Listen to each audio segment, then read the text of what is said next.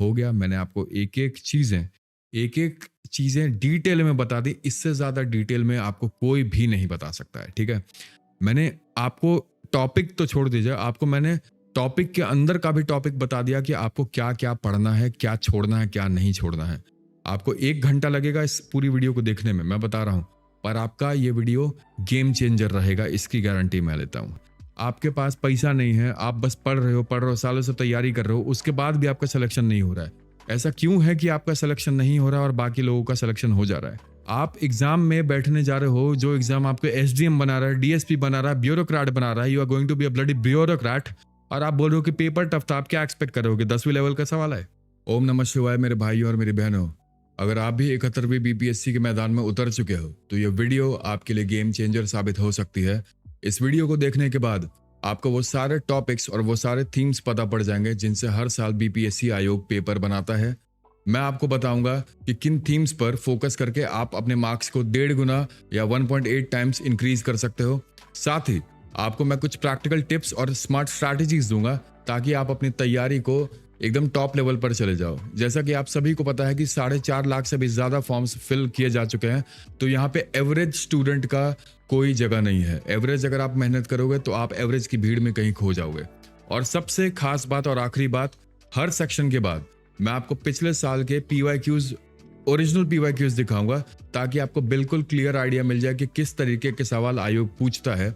आप भ्रम में ना रहो कि आसान सवाल आएंगे, एवरेज सवाल आएंगे या फिर मुश्किल सवाल आएंगे। यानी कि जितने भी थीम्स और टॉपिक्स मैं आपको बताने वाला हूं, अगर आपने उन सारे थीम्स को बहुत अच्छे तरीके से पकड़ लिया, समझ लिया, तो मैं आपको बता रहा हूं इस बार का कट ऑफ आपके वजह से होगा, आप कट ऑफ के वजह से नहीं होगा। आपको इस चीज की टेंशन लेने की जरूरत नहीं पड़ेगी कि अर्जुन भैया कट ऑफ कितना जा रहा है। तो आपका मेन फोकस ये होना चाहिए कि आप एक भी सेक्शन इस वीडियो का ना मिस करें, क्योंकि एक एक सेकंड में मैंने इसमें बहुत सारे इन्फॉर्मेशन मैंने आपको प्रोवाइड किया है।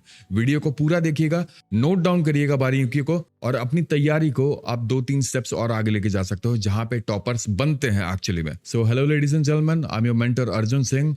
Let's start the video without wasting any more further time. मैं आपको सबसे पहले कुछ इन्फॉर्मेशन देना चाहता हूं। बीपीएससी प्रीलिम्स द चैलेंज, ये इस बार का आयरन गेट होने वाला है। क्यों?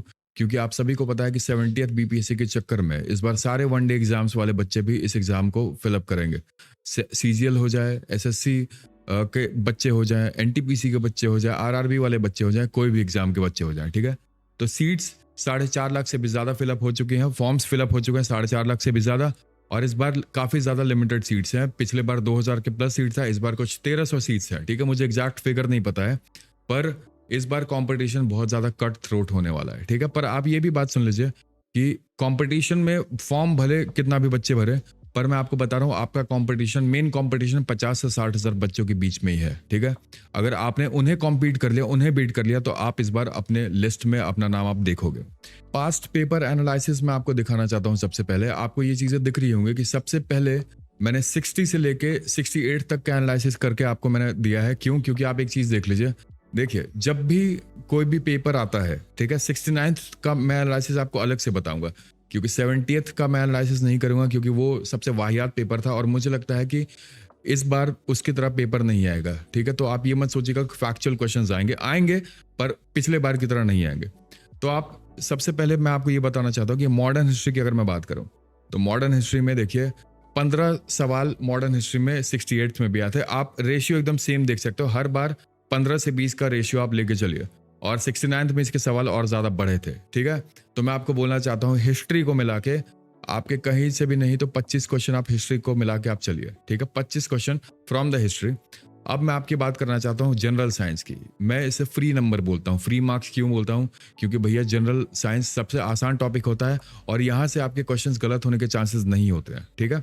बिहार स्पेशल से 33 क्वेश्चन। तो अगर आप ये देखोगे 30 + 30 + 30, 90 सवाल तो आपके इन 3 सेक्शन से हो जाते हैं, ठीक है? हिस्ट्री, जनरल साइंस और बिहार स्पेशल मिला के।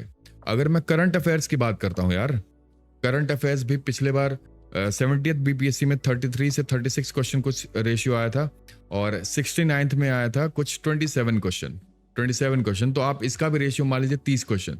आपके 4 सेक्शन मिला के 110 क्वेश्चन, 120 क्वेश्चन आ जाते हैं। तो आप समझ लीजिए कि आपको किन चैप्टर्स पे ज्यादा फोकस करना है, किन सेक्शंस पे, ठीक है? और ज्योग्राफी में और पॉलिटी को मिला के, ज्योग्राफी, पॉलिटी और इकोनॉमिक्स को मिला के इनसे आते हैं कुछ 30 से 35 सवाल। ठीक है, तो ये पूरा पेपर एक तरफ और ज्योग्राफी, इन्वायरमेंट, पॉलिटी, इन सारों को मिला के पेपर पूरा एक तरफ। ठीक है, तो 100 नंबर आपके साफ साफ यहां से आते हैं। ठीक है, तो आपको ये चीज पता पड़ जाएगी कि किस टॉपिक्स पे आपको ज्यादा फोकस करना है। अब चलिए मैं इस पे थोड़ा डिटेल में बात करता हूं। देखिए, सबसे पहले एक चर्चा मैं करना चाहता हूं जो सारे बच्चे, अधिकतर बच्चे मुझसे पूछते हैं, भैया कट ऑफ। तो मैं आपको ये बात बताना चाहता हूं मेरे भाइयों और बहनों, देखिए कट ऑफ पे आप पहले तो फोकस मत करिए, क्योंकि देखिए कट ऑफ में मानता हूं आपको, लोग बोलते हैं भैया कट ऑफ देखना जरूरी है क्योंकि कट ऑफ के से आइडिया हो जाता है कि कितना नंबर आपको पढ़ना है। पर एक एग्जांपल देता हूं, अगर आपको मैंने बोल दिया कि 90 नंबर कट ऑफ जा रहे हैं ना, तो आप यही सोचोगे कि 90 नंबर के आसपास आपको स्कोर करना है, या तो आप 85 पे जाओगे या तो आप 95 पे जाओगे। ठीक है, पर मेरा ये मानना है कि आप कट ऑफ के भरोसे मत चलिए, क्योंकि मान लीजिए अगर इस बार कट ऑफ ज्यादा चलेगा, फिर आप क्या करेंगे, आपका एक और साल वेस्ट हो गया। तो मैं आपको ये बात बोलना चाहता हूं कि आप अपनी तैयारी को बहुत ज्यादा स्ट्रांग रखिए। ठीक है, आप अपनी तैयारी को बहुत इतना मजबूत रखिए कि आपको कट ऑफ देखने की जरूरत ना पड़े। और वो कैसे मजबूती आएगी, इसीलिए मैंने वीडियो बनाया है। ठीक है, ये 3 पॉइंट्स अगर किसी को पढ़ने हैं तो पढ़ लीजिएगा, मैं इस पर चर्चा नहीं करना चाहता हूँ। ठीक है, अब आ जाइए सब्जेक्ट वाइज वेटेज पे। आपको मैंने सिंपल से छोटे छोटे टर्म्स में बता दिया कि हिस्ट्री से सबसे ज्यादा एंशिएंट, मेडाइवल और मॉडर्न की अगर मैं बात करूं तो मॉडर्न हिस्ट्री में ज्यादा सवाल आते हैं। ठीक है, मॉडर्न हिस्ट्री से ज्यादा सवाल आते हैं, उसके बाद आते हैं एंशिएंट से, फिर मेडाइवल से। मैं एक एक टॉपिक भी डिस्कस करूंगा, आप घबराइए नहीं। ठीक है, ज्योग्राफी में अगर मैं चला जाऊं तो इंडियन, वर्ल्ड और इन्वायरमेंट को मिला के कुछ 15 से 20 क्वेश्चन के आने के चांसेस रहते हैं। ज्यादा हो सकते हैं, कम हो सकते हैं, पर रेशियो यही रहता है। ठीक है, पॉलिटी से भी सेम पॉलिटी में 10 से 15 क्वेश्चन का आता है। इकोनॉमिक्स अनसर्टेन रहता है, कभी इससे 8 सवाल आते हैं, कभी 16 सवाल आते हैं। आयोग क्या चाहता है मुझे ये बात तो समझ में नहीं आया है, पर मैं आपको बताता हूं 10 से 12 ये आप पकड़ के चल लीजिए। ठीक है, जिसमें से 5-6 सवाल तो आपके बजट और इकोनॉमिक सर्वे से ही आ जाते हैं। ठीक है, चलिए हम लोग चलते हैं सब्जेक्ट वाइज। अब मैं आपको साइंस की बताता हूँ। आपको मैंने आप बता दिया था कि साइंस से 30 क्वेश्चन, 25 नहीं जोड़िए, 30 क्वेश्चन एग्जैक्ट हर बार आते हैं पेपर में, कभी 30 कभी 33, पर 30 मिनिमम। ठीक है, बिहार स्पेशल भी 30। ठीक है, करंट अफेयर्स तो आप ये बात समझ जाइए कि 28 क्वेश्चन के प्लस रहेगा, 28 क्वेश्चन प्लस। ठीक है, और मैथ्स और रीजनिंग को मिला के 10 सवाल आते हैं। अब हम लोग मेन पॉइंट पे फोकस करते हैं, जिसके लिए मैंने ये वीडियो बनाई है कि किन थीम्स को और किन टॉपिक्स को पढ़ के भैया आपका सिलेक्शन होगा। ठीक है, चलिए हिस्ट्री में मैंने 5 टॉपिक को शॉर्टलिस्ट किया है। सबसे पहले मॉडर्न हिस्ट्री में 1857 से 1947 सोशल और रिलीजियस रिफॉर्म मूवमेंट्स जो थे, बिहार का रोल फ्रीडम स्ट्रगल में, जो बिहार का रोल रहा है, एंशिएंट और मेडाइवल और आर्ट एंड कल्चर। ठीक है, अब मैं इसमें डिटेल में बात करना चाहता हूं आपसे मॉडर्न हिस्ट्री में 1897 से 1857 से 57 से 1947 तक। देखिए, सबसे पहला चैप्टर जो मैं यूनिट आपको बताना चाहता हूं वो है एडवेंट ऑफ यूरोपियंस। ठीक है, अभी मैं आपको एक एक करके टॉपिक बताऊंगा, फिर क्वेश्चंस भी बताऊंगा किस तरीके से क्वेश्चंस आते हैं। ठीक है, advent of Europeans, British expansion, social और religious reform movements, revolt of 1857, Indian national formation और मॉडरेट और एक्सट्रीमिस्ट। आप सभी को पता हो कि मैंने आपको ये 5 चीजें पढ़ा दी हैं। पार्टीशन ऑफ बंगाल, स्वदेशी अभी हमारा बचा हुआ है कवर अप करना। ठीक है, देखिए सबसे पहला टॉपिक जो है 1857 का जो म्यूटिनी है, उसके रीजंस आप पढ़ लीजिएगा, जैसे कि मिलिट्री रीजंस क्या थे, सोशल और इकोनॉमिक रीजंस क्या थे। ठीक है, मेन लीडर्स जैसे कि मंगल पांडे, रानी लक्ष्मीबाई, नाना साहेब, और ब्रिटिश का उन पे रिस्पॉन्स क्या था, जैसे कि सप्रेशन और जो एक्ट्स लगाए थे उन लोगों ने, जो एक्ट्स लाए थे सप्रेस करने के लिए रिवॉल्ट को, वो सारी चीजें। ठीक है, कांग्रेस की फाउंडेशन बहुत ज्यादा जरूरी है। ठीक है, इंपॉर्टेंट सेशन जैसे कि 1885 का सेशन, 1906 का सेशन जो स्प्लिट हुआ था, सूरत स्प्लिट। ठीक है, और 1929 का पूर्ण स्वराज का जो अपना एरा था, और ब्रिटिश पॉलिसीज में आप नोट डाउन कर लीजिए आपको क्या पढ़ना है, जैसे कि पार्टीशन ऑफ बंगाल। ठीक है, मेजर मूवमेंट्स कौन कौन से हुए थे, जो बहुत सारे हुए हैं पर मैं आपको जो लिखवा रहा हूं वो आप लिख लीजिए।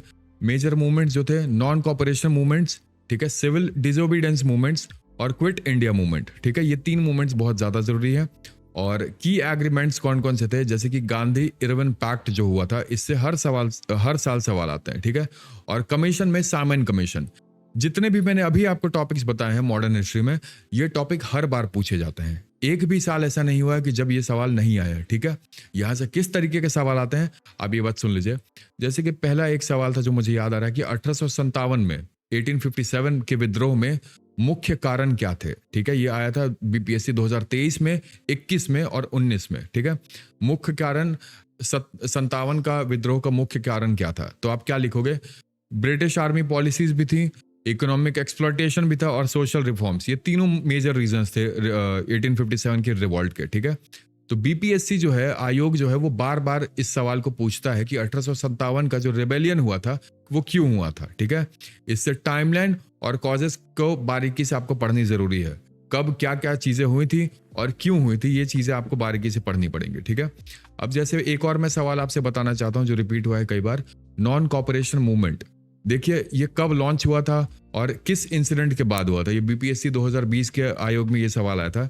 इसका कब लॉन्च हुआ था? 1920 में, ठीक है। कब हुआ था? जलियनवाला बाग का जो मैसेकर हुआ था उसके बाद, ठीक है।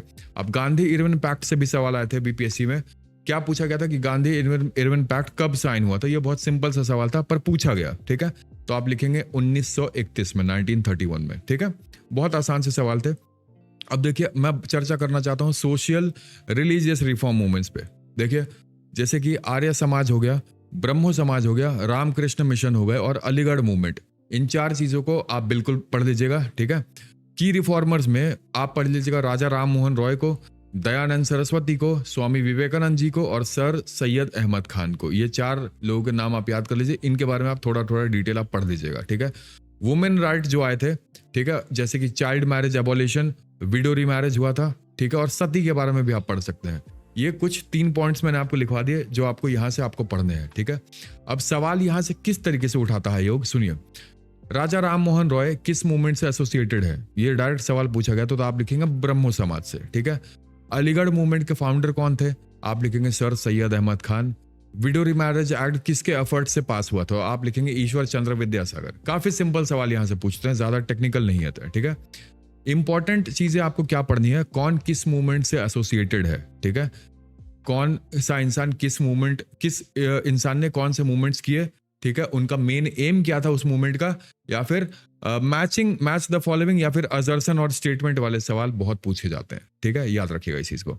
अब मैं थर्ड पॉइंट की बात करना चाहता हूं, बिहार का रोल फ्रीडम मूवमेंट में, ठीक है। क्या हुआ था यहाँ पे? देखिए आपको क्या क्या चीजें पढ़नी है, सुनिए ध्यान से। चंपारण सत्याग्रह जो 1917 का था, गांधी जी का जो पहला सत्याग्रह था हिंदुस्तान में, आप उसको पढ़ लीजिएगा। क्विट इंडिया मूवमेंट में बिहार का जो एक्टिव रोल था आप वो पढ़ लीजिएगा। और लोकल हीरोज जैसे कि डॉक्टर राजेंद्र प्रसाद, अनुग्रह नारायण सिन्हा और जयप्रकाश नारायण, इन 3 लोगों के बारे में आप जरूर पढ़ लीजिएगा, ठीक है। अब मैं कुछ एग्जाम्पल देता हूं आपको कैसे सवाल उठते हैं यहाँ से। चंपारण सत्याग्रह कौन से साल हुआ था, ठीक है, ये फैक्चुअल डेटा है, डायरेक्ट पूछता है कि कब हुआ था, ठीक है, 1917 में, ठीक है। बिहार के कौन से लीडर को देश रत्न कहते हैं, ठीक है, तो डॉक्टर राजेंद्र प्रसाद को आप लिख दीजिएगा। क्विट इंडिया मूवमेंट में बिहार का सबसे इंपॉर्टेंट इवेंट पूछता है कि कौन सा इंपॉर्टेंट इवेंट था, तो आप बोलेंगे आजाद दास्ता फॉर्मेशन, ठीक है। पटना सेक्रेट पर अटैक हुआ था और भी 2-3 चीजें हुई थी, तो आपको याद रखनी है ये सारी चीजें, ठीक है। बिहार स्पेसिफिक क्वेश्चंस फिक्स होते हैं, लोकल मूवमेंट्स और लीडर्स पर स्पेशल आपको फोकस करना है, ठीक है। ये सवाल यहां से पूछे जाएंगे, ठीक। एंशिएंट इंडिया की अगर मैं बात करूं तो आपको क्या पढ़ना है सर? इंडस वैली सिविलाइजेशन पढ़ लीजिए, जैसे कि जो 3 मेजर साइट्स हैं, हड़प्पा, मोहनजोदारो और लोथल, ठीक है। इसके फीचर्स पढ़ लीजिएगा आप, टाउन प्लानिंग का, ड्रेनेज सिस्टम कैसा था और ग्रेट बाथ के बारे में पढ़ लीजिएगा, ठीक है। अब चलते हैं वैदिक एज में। वैदिक एज में आपको क्या पढ़ना है? अर्ली और लेटर वैदिक सोसाइटी आप पढ़ लीजिएगा। लिटरेचर में 2 चीजें बहुत ज्यादा जरूरी जो मुझे लगी, ऋग्वेदा और सामवेदा, ये चीजें आप पढ़ लीजिएगा, ठीक है। और डायनेस्टीज में आप क्या पढ़ लेंगे? मौर्यन की जो डायनेस्टी थी जैसे कि चंद्रगुप्त मौर्य, अशोका द सम्राट, और गुप्ता में गोल्डन एज पढ़ लीजिएगा, मगध एम्पायर पढ़ लीजिएगा, कंट्रीब्यूशन टू पॉलिटी और आर्ट पढ़ लीजिएगा अगर पढ़ने की इच्छा है तो, नहीं तो ये ज्यादा जरूरी नहीं है। यहाँ से एक ही 2 सवाल आए हैं इतने 10 सालों में, ठीक है। बुद्धिज्म और जैनिज्म के बारे में आपको क्या पढ़ना है? उनके फाउंडर्स कौन थे, उनकी टीचिंग्स क्या थी, उनके सिंबल्स क्या थे और उनके काउंसिल्स क्या थे। ये 4 चीजें यहाँ से पढ़ लीजिएगा, फाउंडर्स, टीचिंग्स, सिंबल्स और काउंसिल्स, ठीक है। चलिए किस हिसाब के PYQs आते हैं मैं आपको बता देता हूं यहाँ से। ग्रेट बाथ कहाँ मिला था, ठीक है, 19 में ये सवाल आता है, ग्रेट बाथ कहाँ मिला था? आप लिखेंगे मोहनजोदारो में। अशोका की धम्मा पॉलिसी का मेन फीचर क्या था, ठीक है, तो आप क्या लिखेंगे? रिलीजियस टॉलरेंस और वेलफेयर ऑफ पीपल, ये इनका मेन फीचर था, ठीक है। बुद्ध का जन्म स्थल का नाम बता दीजिए, तो आप लिखेंगे लुम्बिनी। इस तरीके के बेसिक सवाल पूछते हैं, ज्यादा टेक्निकल सवाल यहाँ से बन नहीं सकते हैं, ठीक है। चलिए, आपको ये बातें समझ में आ गई होंगी आई होप। अब आखिरी सेक्शन के हम लोग चलते हैं, मेडाइवल हिस्ट्री की मैं बात आपसे करता हूँ। दिल्ली सल्तनत में, ठीक है, देखिए दिल्ली सल्तनत में आपको क्या पढ़ना है, स्लेव डायनेस्टी, जैसे कि कुतुबुद्दीन ऐबक के बारे में आप पढ़ लीजिएगा, अलाउद्दीन खिलजी के बारे में पढ़ लीजिएगा, मोहम्मद बिन तुगलक के बारे में पढ़ लीजिएगा, और इब्राहिम लोधी, ये 4 लोगों के बारे में आप पढ़ लीजिएगा, ठीक है। यहां से भी 4-5 सवाल आते हैं, क्यों फ्री का नंबर देना है, छोड़ना है, ठीक है। मुगल एम्पायर में आप पढ़ लीजिएगा अकबर की जो पॉलिसी थी, दिन लाही पढ़ लीजिएगा, और मनसबदारी पॉलिसी, ये 2 पॉलिसीज आप जरूर पढ़िएगा, और औरंगजेब के ऑर्थोडॉक्स रूल, ये बिल्कुल पढ़ना है आपको, ठीक है। भक्ति और सूफी मूवमेंट में आप पढ़िएगा कबीर, गुरु नानक, चिश्ती सूफी ऑर्डर, ठीक है, ये 3 चीजें आप पढ़ लीजिएगा। और आर्ट एंड आर्किटेक्चर में आप किसके बारे में पढ़ेंगे, ताजमहल के बारे में पढ़ लीजिएगा, रेड फोर्ट के बारे में पढ़ लीजिएगा, और मीनार्स के बारे में पढ़ लीजिएगा, बस खत्म, आपका हिस्ट्री खत्म, इससे बाहर आपका नहीं आएगा। आप बोलोगे भैया आपने इतने सारे टॉपिक्स बताया, मैं ये टॉपिक्स ज्यादा नहीं है, ठीक है, मैंने आपको चैप्टर के अंदर से भी छोटे छोटे टॉपिक्स बता देंगे, आपको ये पढ़ना है, ठीक है। किस तरीके के PYQ आते हैं सुन लीजिए। दिन लाही किसने शुरू किया, तो आप लिखेंगे अकबर ने शुरू किया था। भक्ति मूवमेंट्स के लीडर कौन थे, आप लिखेंगे कबीर, रामानंद और मीराबाई, ठीक है। कुतुब मीनार किसने बनवाया था, तो आप लिखोगे कुतुबुद्दीन ऐबक ने शुरू किया था और इल्तुतमिश ने खत्म किया था, ठीक है, सिंपल।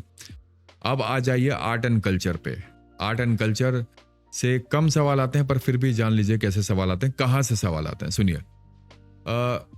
आप सबसे पहले पढ़िएगा फोक डांस, क्लासिकल या फिर फोक डांसेस को। क्या 4 डांस आप पढ़िएगा, सबसे पहला भरतनाट्यम, फिर कथक, फिर मधुबनी और छाऊ, ठीक है। ये हिंदुस्तान और बिहार दोनों को रिलेट करके मैं आपको बता रहा हूं, ठीक है। म्यूजिक में आप पढ़ेंगे हिंदुस्तानी, कर्नाटक म्यूजिक और तानसेन के बारे में। पेंटिंग्स में आप 2 पेंटिंग्स पढ़ेंगे, मधुबनी पेंटिंग और मुगल मिनिएचर पेंटिंग, ठीक है। और टेम्पल्स में आप पढ़ेंगे सन टेम्पल और महाबोधि टेम्पल को, ठीक है सर। और लिटरेचर में, आर्किटेक्चर में स्पेशली जो बिहार से रिलेटेड होगा आप उसको जरूर पढ़िएगा। बस ये 5 पॉइंट्स आप नोट डाउन कर लीजिए।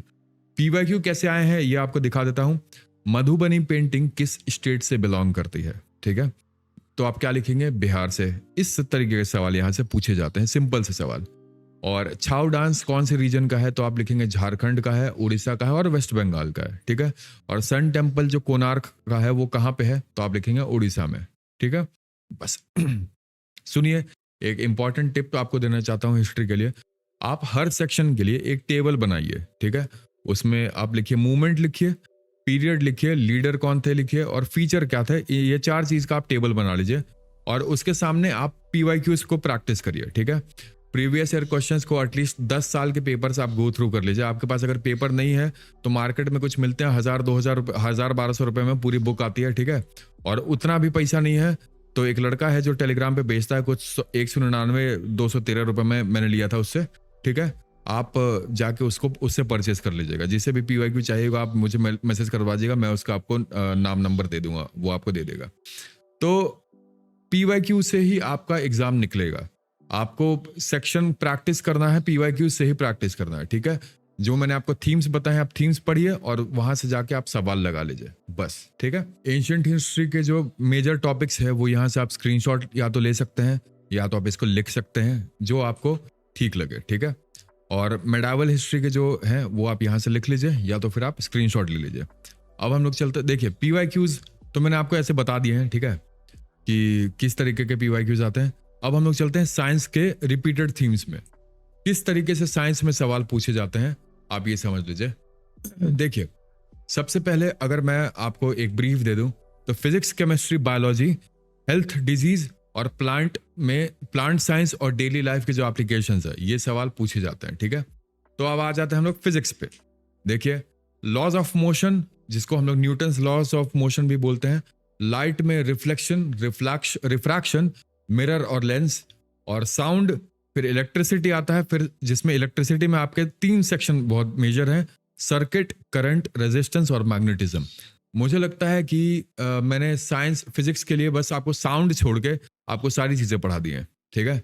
5 दिन में मैंने आपको पूरा साइंस खत्म करवा दिया था मेरे हिसाब से, बस साउंड बचा हुआ है। किस तरीके के सवाल आते हैं ये आप जान PYQs आप सुनिए। मिरर में आपको अपना खुद का चेहरा कैसा दिखता है, तो तो आप इसका सवाल था, बहुत सिंपल सा सवाल था ये, reflection of light from smooth surface, ठीक है। दूसरा सवाल आया था कि ऐसा कौन सा बल्ब है जो बिजली बचाता है, ठीक है। जैसे कि एक पहले पुराना बल्ब आता था ना, येलो कलर का, बहुत हाई पावर वॉट था, लेता था वो, और इलेक्ट्रिसिटी ज्यादा कंज्यूम करता था और लाइट कम देता था, ठीक है। तो अब ये सवाल आया था कि ऐसा कौन सा बल्ब आया है जो बिजली बचाता है, ठीक है। तो इसका ऑप्शन था एलईडी, इसका ऑप्शन है, ठीक है। तो एलईडी बल्ब जो होते हैं वो एनर्जी एफिशिएंट होते हैं। इस पे बीपीएससी ने डायरेक्टली सवाल पूछा था, 2022 की बात कर रहा हूँ, ठीक है। चलिए, और फिर एक सवाल ये भी पाया था कि Newton's third laws of motion क्या है, एग्जाम्पल के साथ एक्सप्लेन करिए। ये मेंस में ये सवाल आया था। तो आप क्या लिखेंगे, every action has an equal and opposite reaction, ठीक है। एग्जाम्पल आप क्या देंगे, रॉकेट प्रपल्शन को, ठीक है। तो आपको क्या समझना है फिजिक्स में, जो चीजें मैं पढ़ा रहा हूं वो तो आप मुझसे ही पढ़ सकते हैं, आपको कहीं और पढ़ने की जरूरत नहीं पड़ेगी। तो कंसेप्ट प्लस प्रैक्टिकल क्वेश्चंस यहां से दोनों बनते हैं, ठीक है। और डेली लाइफ एग्जांपल्स आप थ्रू एंड थ्रू करते रहिए, जैसे कि रेनबो कैसे बनते हैं, स्पेक्टिकल्स में लेंस का क्या रोल प्ले होता है, ठीक है। ये सारे सवाल आपको पढ़ने जरूरी है, यहां से भी सवाल आते हैं, ठीक है। केमिस्ट्री में आ जाइए, देखिए कंपाउंड्स जैसे कि एसिड, बेस और सॉल्ट, यहां से सवाल पूछे जाते हैं। मेटल्स और नॉन मेटल्स से सवाल आते हैं। केमिकल रिएक्शंस कुछ कुछ डायरेक्टली दे दिए जाते हैं, जैसे कि मेटल प्लस कैल्शियम कार्बोनेट का रिएक्शन होगा तो क्या फॉर्मेशन होगा, ठीक है, प्रोडक्ट क्या बनेगा, ठीक है। पीरियोडिक टेबल से सवाल आते हैं, और एवरीडे केमिस्ट्री जैसे कि सोप, ग्लासेस, फर्टिलाइजर्स, इन चीजों के बारे में सवाल आते हैं। तो कैसे सवाल आते हैं ये सुनिए। सबसे कॉमन सॉल्ट का नाम, केमिकल नाम पूछा था कि सबसे कॉमन सॉल्ट जो हर घर में यूज होता है उसका केमिकल फॉर्मूला क्या है, केमिकल नाम क्या है, तो NaCl, सोडियम क्लोराइड, ठीक है। फिर सोप का मेन केमिकल रिएक्शन बताइए, डायरेक्टली केमिकल रिएक्शन पूछ लिया था। तो सैपोनिफिकेशन हम लोग इसे बोलते हैं, ठीक है। केमिकल रिएक्शन को हम लोग बोलते हैं सैपोनिफिकेशन, ठीक है, SAPONIFICATION। तो इसमें क्या बनता है, fat plus alkali is equal to soap plus glycerol, ठीक है। फिर पूछा गया था एक सवाल कि एलपीजी का मेन गैस कौन सी यूज होती है, एलपीजी के अंदर कौन सी गैस यूज होती है, तो आप उसका आंसर लिखोगे ब्यूटेन या फिर प्रोपेन, ठीक है। इस तरीके से सवाल पूछे जाते हैं केमिस्ट्री से। क्या पूछे जाते हैं ये भी आप सुन लीजिए, कभी डायरेक्टली फॉर्मूला पूछ लेंगे, कभी कौन सा केमिकल डेली लाइफ में यूज होता है, कभी डिफरेंस बिटवीन एसिड और बेस पूछ लेते हैं, ठीक है। या फिर इलेक्ट्रॉनिक कन्फिग्रेशन तो नहीं पूछा आज तक मुझे लगता है, ठीक है। टेबल बना लीजिए एसिड बेस कंपाउंड और उनके यूजेस का, तो आप आराम से कर लेंगे, ठीक है। चलिए, बायोलॉजी में देखिए रिपीटेड थीम्स क्या क्या पूछे जाते हैं। ह्यूमन बॉडी में सिस्टम्स जैसे कि digestive system, circulatory system, nervous system, ठीक है। फिर ऑर्गन्स पूछे जाते हैं, डिजीज, न्यूट्रिशन, सेल का स्ट्रक्चर, ब्लड ग्रुप, रिप्रोडक्शन और हॉर्मोन्स, ठीक है। ये कुछ 6-7-8 टॉपिक हैं जो यहां से पूछे जाते हैं सवाल। अब PYQs कैसे आते हैं सुनिए। ब्लड ग्रुप की डिस्कवरी किसने की थी, ठीक है। ये 2019 और 2017 और 2020 ये 3 बार ये सेम सवाल आया है, ब्लड ग्रुप की डिस्कवरी किसने की थी, तो आप क्या लिखेंगे, कार्ल लैंडस्टर ने की थी, कार्ल लैंडस्टर, ठीक है, LANDSTEINER, ऑलराइट। और नेक्स्ट सवाल मैं आपको बताना चाहता हूं, ह्यूमन बॉडी का लार्जेस्ट ऑर्गन कौन सा है। ये बहुत सिंपल सा सवाल था पर आया था, ठीक है। तो आप लिखेंगे स्किन था। इंसुलिन हार्मोन कौन से ग्लैंड से रिलीज होता है, तो आप लिखेंगे पैनक्रियाज, ठीक है। तो इंपॉर्टेंट सब टॉपिक्स इसमें क्या है, बॉडी पार्ट्स पढ़ लीजिएगा, हॉर्मोन्स पढ़ लीजिएगा, डिजीज के बारे में पढ़ लीजिए, ब्लड ग्रुप पे तो डायरेक्टली क्वेश्चंस पूछे जाते हैं, ठीक है। और डायग्राम और फ्लो चार्ट्स बना लीजिएगा कि ऑर्गन फंक्शन और रिलेटेड डिजीज कौन कौन से हैं और विटामिन डिफिशियंसी, ठीक है। चलिए, फोर्थ मैं आपको बताना चाहता हूं, साइंस एंड टेक आ गया, एक सेकंड रुक जाइए, मैं आपको एक और चीज इसी में ऐड करना चाहता हूँ, हेल्थ और डिजीज के बारे में, ठीक है। देखिए, हेल्थ और डिजीज में क्या सवाल आता है, वैक्सीन आते हैं, कम्युनिकेबल और नॉन कम्युनिकेबल डिजीज पूछे जाते हैं, कॉमन वायरसेस जो हैं जैसे कि dengue, covid, malaria, AIDS, vitamin और मिनरल्स के बारे में पूछे जाते हैं, और किस विटामिन से कौन सी डिजीज होती है, किस कमी से कौन सी डिजीज होती है, ये सवाल पूछे जाते हैं, ठीक है। तो PYQs कैसे पूछा जाता है सुनिए। नाइट ब्लाइंडनेस कि अंधा हो जाता है आदमी रात में, वो कौन से विटामिन की कमी से होती है, BPSC 2022 और BPSC 2019, तो आप लिखेंगे विटामिन A की कमी से, ठीक है। पोलियो का वैक्सीन का नाम बताइए, तो आप लिखेंगे OPV, ओरल पोलियो वैक्सीन, और या फिर सॉल्क वैक्सीन भी जिसे हम लोग बोलते हैं, इंजेक्शन होता है ये। ओरल पोलियो वैक्सीन मुंह से ड्रॉप दिया जाता है और सॉल्क वैक्सीन होता है इंजेक्शन, SALK वैक्सीन, ठीक है। और कोविड-19 का जो वायरस था उसका नाम क्या है, साइंटिफिक फॉर्मूला भी पूछा था। तो आप कोरोना वायरस तो आप लिख देंगे, पर साइंटिफिक फॉर्मूला में फंस जाओगे। तो क्या लिखोगे, SARSCoV-2, ठीक है, SARSCoV-2। इस तरीके से सवाल पूछे गए थे, ठीक है। अब आ जाइए प्लांट साइंस में किस तरीके के सवाल पूछते हैं, सुनिए। फोटोसिंथेसिस और प्लांट के पार्ट्स जैसे कि root, stem, leaf, flower, crop, disease, agriculture के जो एप्लीकेशन है वो पूछे जाते हैं। तो सवाल किस तरीके से उठाता है आयोग यहाँ से कि फोटोसिंथेसिस में कौन सी गैस रिलीज होती है। 2021 में ये सवाल आया था, तो आप क्या लिखेंगे, ऑक्सीजन गैस रिलीज होती है, ठीक है। क्लोरोफिल का मेन रोल क्या है, तो आप लिखेंगे सनलाइट को ऑब्जॉर्व करना फॉर फोटोसिंथेसिस, ठीक है। और ग्रीन रेवोल्यूशन किस क्रॉप से शुरू हुआ, तो आप लिखेंगे व्हीट, ठीक है। सिंपल सा यहां से सवाल पूछता है आयोग। अब डेली लाइफ एप्लीकेशन जो मैंने आपको बताया था उसके बारे में आप जान लीजिए। तो साइंस इन किचन में कि ऑनियन से, प्याज काटने से आंसू क्यों आते हैं, प्रेशर कुकर कैसे काम करता है, मेडिसिन जैसे कि एंटीबायोटिक्स और एंटीसेप्टिक्स के बारे में पढ़ लीजिए। एग्रीकल्चर में फर्टिलाइजर्स और पेस्ट कंट्रोल, सैनिटाइजेशन, टेक्नोलॉजी जैसे कि मोबाइल और इंटरनेट, एनर्जी मतलब सोलर, विंड और हाइडल एनर्जी, ठीक है। ये सारे टॉपिक्स आपके डेली लाइफ एप्लीकेशन में कवर अप होते हैं, ठीक है। एग्जाम्पल कैसा आता है यहाँ से सुनिए। प्रेशर कुकर में खाना जल्दी क्यों पकता है, ठीक है। तो प्रेशर से बॉइलिंग पॉइंट बढ़ जाता है और फूड फास्ट कुक हो जाता है इसलिए, ठीक है। एंटीसेप्टिक का एग्जाम्पल जैसे कि डेटॉल और सावलॉन, ठीक है। सोलर पैनल किस टाइप का एनर्जी कन्वर्ट करता है, तो आप लिखेंगे solar energy to electrical energy. बहुत सिंपल सा तरीका था ये। देखिए अब करंट अफेयर्स और बिहार स्पेसिफिक, ये दोनों सेक्शन में मिला के आपको बोल रहा हूँ 60 नंबर के सवाल यहाँ से आते हैं, ठीक है, 60 नंबर। तो आप सुनिए किस तरीके के सवाल पूछता है आयोग, सुनिएगा ध्यान से। चीफ सेक्रेटरी कौन है, ठीक है। डीजीपी, गवर्नर, मिनिस्टर, कमिटीज या कोई भी इंपॉर्टेंट नई अपॉइंटमेंट, किसी भी डिपार्टमेंट या स्कीम का हेड, इस तरीके के सवाल सबसे पहले आपको देखने हैं, ठीक है। जैसे कि क्या पूछा गया था 2023 में कि बिहार के नए चीफ सेक्रेटरी कौन बने हैं, ठीक है। तो आप क्या लिखेंगे, अमीर सुबहानी, ठीक है, सिंधी साहब हैं। 2023 में ये सवाल आया था। बिहार के गवर्नर, करंट गवर्नर कौन थे 2022 में, ये सवाल पूछा गया था। तो आप लिखेंगे राजेंद्र आर्लेकर, ठीक है, एज ऑफ 2024। तो इतने सिंपल सवाल पूछे गए हैं, एकदम फैक्चुअल, ठीक है। आपको बस करंट अफेयर्स थोड़ा सा देखना है और हो जाता है, ठीक है। अपॉइंटमेंट्स वाले क्वेश्चन तो हमेशा लेटेस्ट डेटा पे बेस्ड होते हैं, ठीक है, और एकदम फैक्चुअल होते हैं। ये डायरेक्ट सिलेक्शन बूस्टर है, यहाँ से तो डायरेक्ट नंबर आपका मिल सकता है, ठीक है। एक लिस्ट बनाइए लेटेस्ट अपॉइंटमेंट्स की। मैंने जनवरी से लेकर जून तक का लेटेस्ट अपॉइंटमेंट आपको करवाया था। उसमें ज्वाइनिंग ईयर डालिए, डिपार्टमेंट डालिए और स्कीम का नाम आप जरूर लिखिए कि कौन सी स्कीम में है, ठीक है। बिहार के गवर्नमेंट स्कीम्स की मैं बात करना चाहता हूँ। राज्य की स्पेशल स्कीम्स जैसे कि एग्रीकल्चर में कृषि इनपुट अनुदान योजना जो आया था, फिर एजुकेशन में मुख्यमंत्री बालिका साइकिल योजना, फिर हेल्थ में आया था मुख्यमंत्री निश्चय स्वास्थ्य योजना, और वुमेन वेलफेयर में जीविका, और रिसेंट लॉन्चेस में हुए थे 7 निश्चय, जल जीवन हरियाली, बहुत सारे स्कीम्स हुए थे, मुझे याद भी नहीं इतने सारे स्कीम्स थे, ठीक है। तो जो इंपॉर्टेंट स्कीम्स हैं वो आपको थोड़े ध्यान में रखने हैं, ठीक है। 7 निश्चय योजना का मेन एम क्या था, ये पूछा गया था 2020 में। तो आप लिखेंगे इंफ्रास्ट्रक्चर का डेवलपमेंट, ठीक है। बालिका साइकिल योजना किस राज्य में चलती है, तो आप लिखेंगे बिहार में। जल जीवन हरियाली किस ईयर लॉन्च हुई थी, तो आप लिखेंगे 2019 में, ठीक है। एग्जाम में स्कीम का full form, objective, theme, eligibility, launch year या कभी कभी फंड अमाउंट भी पूछ देता है, ठीक है। तो इन सारी चीजों पे आपको ध्यान रखना है। टेबल बनाइए, क्या लिखना है आपको टेबल में, स्कीम लिखिए, ऑब्जेक्टिव लिखिए, ईयर लिखिए और टारगेट ग्रुप लिखिए कि वो किन चीजों को टारगेट कर रहे हैं, ठीक है। अवार्ड एंड ऑनर से 1-2 सवाल पूछ लेते हैं, तो सुन लीजिए। बिहार स्पेसिफिक के जो अवार्ड्स मिले हैं वो अवार्ड पढ़ लीजिए। नेशनल इंटरनेशनल अवार्ड्स, अब ये सारी चीजें आपको हर जगह से नहीं पढ़नी है।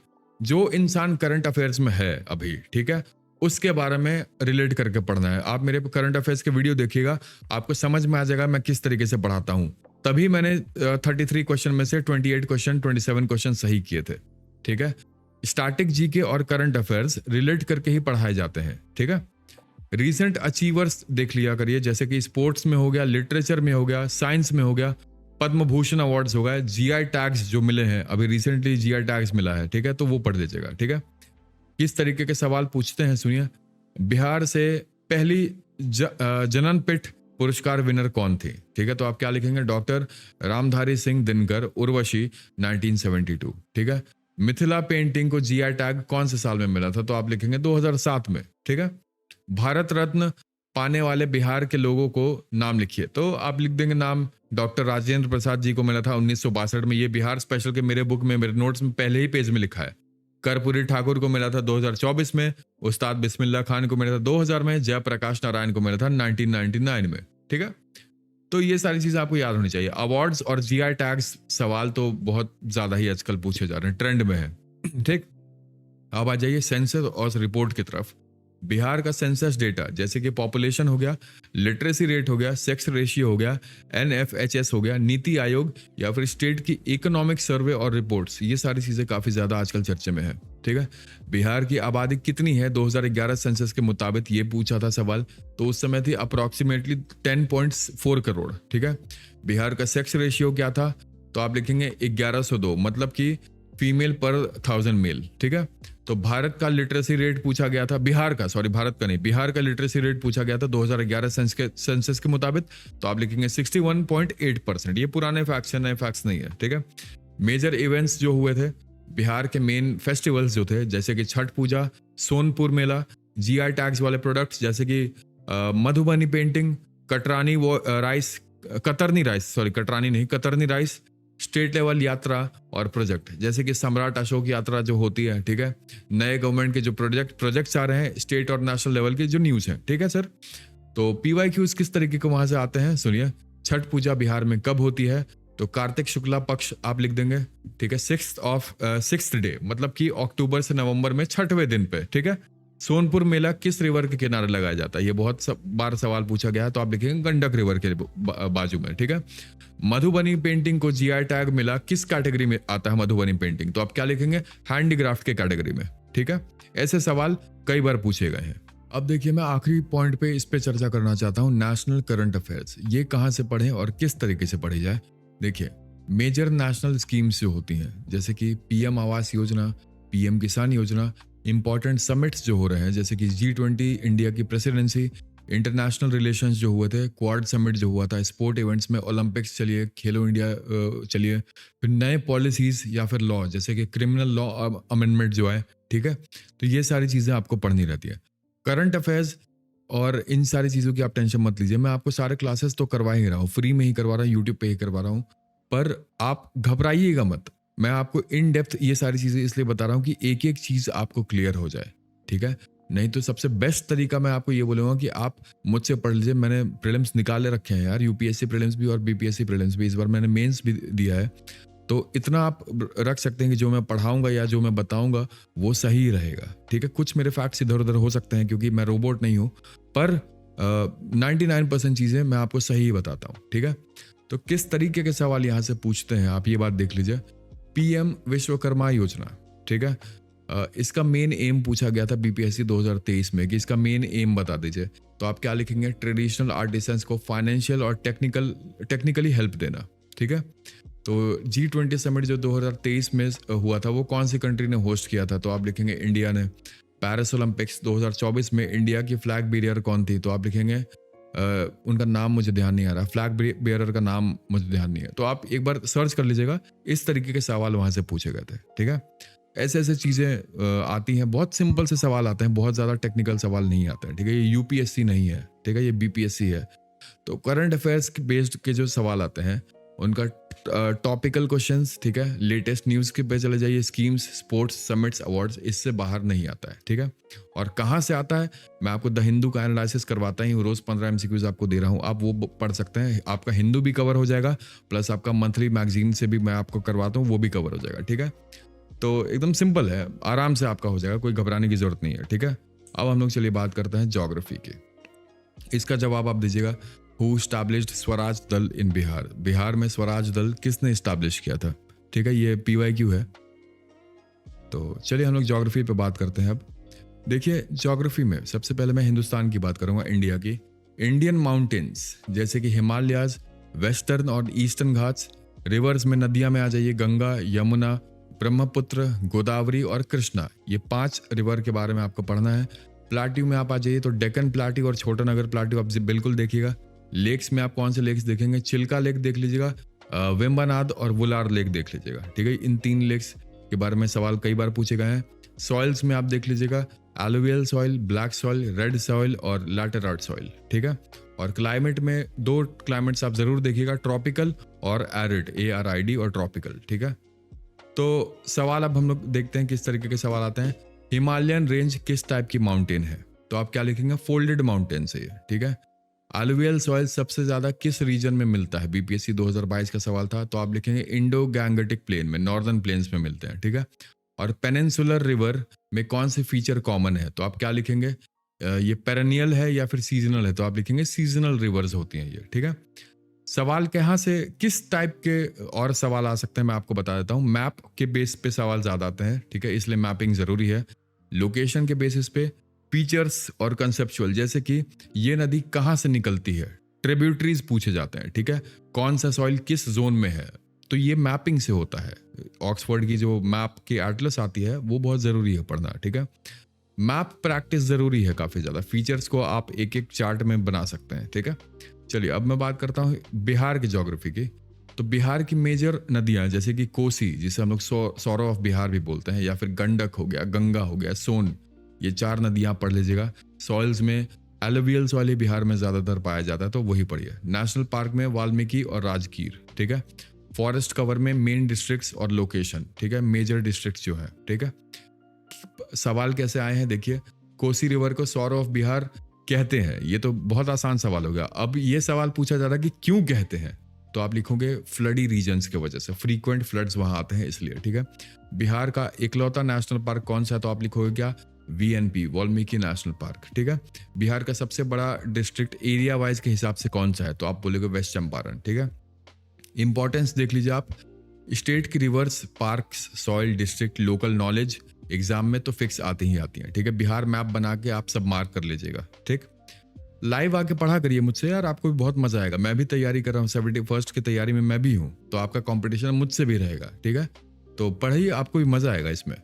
अब देखिए नेचुरल रिसोर्सेज की बात मैं आपको बताना चाहता हूँ। मिनरल्स में माइका हो गया, कोल हो गया, आयरन हो गया, बॉक्साइट हो गया, ठीक है। क्रॉप्स की अगर मैं बात करूं तो राइस, व्हीट, शुगर केन, मेज, ये क्रॉप्स पढ़ लीजिए। इरिगेशन में, इरिगेशन तो आपको पढ़ना ही पढ़ना है, इसमें कुछ नहीं, इरिगेशन पूरा पढ़ लीजिए। मेजर इंडस्ट्रीज जैसे कि चीनी की हो गई, हैंडलूम इंडस्ट्री और जूट की इंडस्ट्री, ये 3 इंडस्ट्री आप पढ़ लीजिए। बिहार का सवाल कैसे आता है सुनिए, बिहार का मेन मिनरल एक्सपोर्ट कौन सा है, तो आप लिखेंगे माइका है। इंडिया में सबसे ज्यादा शुगर केन किस स्टेट में होता है, तो आप लिखेंगे ये उत्तर प्रदेश में, पर बिहार के भी इंपॉर्टेंट जोन्स हैं काफी, ठीक है। तो हैंडलूम इंडस्ट्री बिहार के किस सिटी में फेमस है, तो आप लिखेंगे भागलपुरिया, ठीक। चला, तो रिसोर्सेज और इंडस्ट्री तो आप MCQs बेस्ड जो होते हैं वो रिपीट होते हैं, ठीक है। बिहार की क्रॉप्स और इंडस्ट्री पर स्पेशल फोकस आपको करना है। और अब हम लोग बात करते हैं सेंसस डेटा और डेमोग्राफी पे। ये क्या है, लेटेस्ट पॉपुलेशन डेटा, ठीक है, वो देख लीजिएगा। डेंसिटी देख लीजिए, literacy rate, sex ratio, urban और रूरल स्प्लिट देख लीजिए। बिहार वर्सेस इंडिया का कंपैरिजन आप जरूर करिएगा, ठीक है। जैसे कि सवाल क्या आए थे, बिहार की पॉपुलेशन डेंसिटी क्या है, BPSC 2022 में आया था, 2020 में सॉरी, तो आप लिखेंगे 1106 पर स्क्वायर किलोमीटर, ठीक है, 1106 स्क्वायर पर किलोमीटर, ठीक है। बिहार का लिटरेसी रेट पूछा गया था तो 61.8%, और सेक्स रेशियो भी पूछा गया था तो 918 फीमेल्स पर 1000 मेल्स आप लिखेंगे, ठीक है। 2011 के सेंसस पे मैं आपको बता रहा हूँ, करंट डेटा नहीं है ये। चलिए इकोनॉमिक एक्टिविटीज देख लीजिएगा, थोड़ा जरूरी है ये। इंडस्ट्री, कौन कौन सी इंडस्ट्री, जैसे कि शुगर, पेपर, जूट, हैंडलूम, ये 4 चीजें। एग्रीकल्चर में आप देख लीजिएगा मेजर क्रॉप्स कौन से हैं, इरिगेशन। फिर ट्रांसपोर्ट में आप रेलवेज में आ जाइए और हाईवे में आ जाइए, ठीक है। फिर इंडस्ट्रियल रीजन जो जो थे, ठीक है। PYQ एग्जाम्पल्स में आपको दिखा देता हूँ। बिहार का कौन सा रीजन शुगर बाउल के नाम से जाना जाता है, तो आप लिखेंगे नॉर्थ बिहार, ठीक है। Major railway junctions of Bihar कौन कौन से हैं, तो पटना, गया और मुजफ्फरपुर। जूट इंडस्ट्री किस सिटी में सबसे ज्यादा है, तो ईस्टर्न इंडिया की अगर मैं बात कर रहा हूं तो आप लिखेंगे भागलपुर में और कोलकाता में, वेस्ट बंगाल, ठीक है। ईस्टर्न इंडिया मतलब हिंदुस्तान का ईस्ट वाला साइड, ठीक है। तो चलिए मैपिंग और लोकेशन में आपको क्या क्या देखना है, कौन से मेजर सिटीज जो न्यूज में है, ठीक है, जो स्टेट न्यूज में है, जो सिटी न्यूज में है, जो नदियां न्यूज में है, जो पार्क न्यूज में है, जो इंडस्ट्रीज न्यूज में है, जो टाउन न्यूज में है, ठीक है। उन सारों का मैप लोकेशन, जैसे कि वाल्मीकि नेशनल पार्क को मैप पर लोकेट करिए, डायरेक्टली सवाल आया था। फिर चिल्का लेक कौन से स्टेट में है? उड़ीसा, डायरेक्टली सवाल आया था। गंडक रिवर का सोर्स और बिहार में एंट्री पॉइंट बताइए, तो सोर्स तो नेपाल है, एंट्री पॉइंट है वाल्मीकि नगर, ठीक है, डायरेक्टली आया था ये चीज़, ठीक। तो ध्यान रखिएगा इस चीज़ को। इंपॉर्टेंट टिप्स अगर मैं आपको ज्योग्राफी के लिए दूं तो मैप्स को आप प्रैक्टिस करिए बहुत ज़्यादा। एटलीस्ट हर वीक आप एक ब्लैंक मैप बनाइए जिसमें आपको नदियाँ, शहर, पार्क, इंडस्ट्री जोन्स को आप मार्क करिए, ठीक है।